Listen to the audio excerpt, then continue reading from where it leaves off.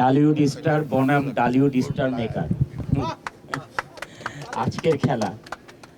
তাই যদি যারা এখানে ডালিউড স্টার, তারা হচ্ছে পরিচালকের সন্তান, ছোট ভাই। তাই যদি খেলাতে যারা স্টার মেকার হেরেও যায়, তাও আপত্তি থাকবে না যে সন্তানরা, ছোট ভাইয়েরা জিতছে। বাট খেলায় কম্পিটিশন তো থাকতেই হবে নাকি ইকবাল ভাই? হ্যাঁ, কারণ ওইখানে আমাদের রুবেল ভাই আছেন, আর এদিকে ইকবাল ভাই আছেন, দুই বাঘ দুই দিকে। তবে রুবেল ভাই হচ্ছে ক্যারাটি, মানে যদি এত সুন্দর কিক করবেন, ফ্লাইং কিক, রুবেল ভাই মাঠে ফ্লাইং কিক বলে, কিন্তু মানুষে না। তা আমরা আশা করি খেলাটা অনেক সুন্দর হবে, কারণ আমরা সবাই মিলে মিলে উপভোগ করব খেলাটি।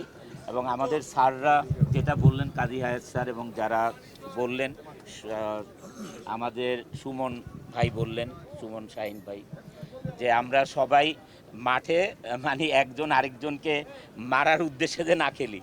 মানে ওই যে ফ্রান্স খেলা হয়েছিল না, ফ্রান্স এবং আর্জেন্টিনা না, তারপরে দেখা গেছে মাঠে শুধু মারামারি চলছিল, মানে ফ্রান্সের যারা প্লেয়ার ছিল আর্জেন্টিনাকে। তা আমরা ওই ধরনের সিন যে না দেখি আজকে, আমরা সবাই সুন্দরভাবে খেলি। সবার জন্য আমাদের অনেক অনেক শুভেচ্ছা রইলো, ভালোবাসা রইলো। থ্যাংক ইউ সবাইকে।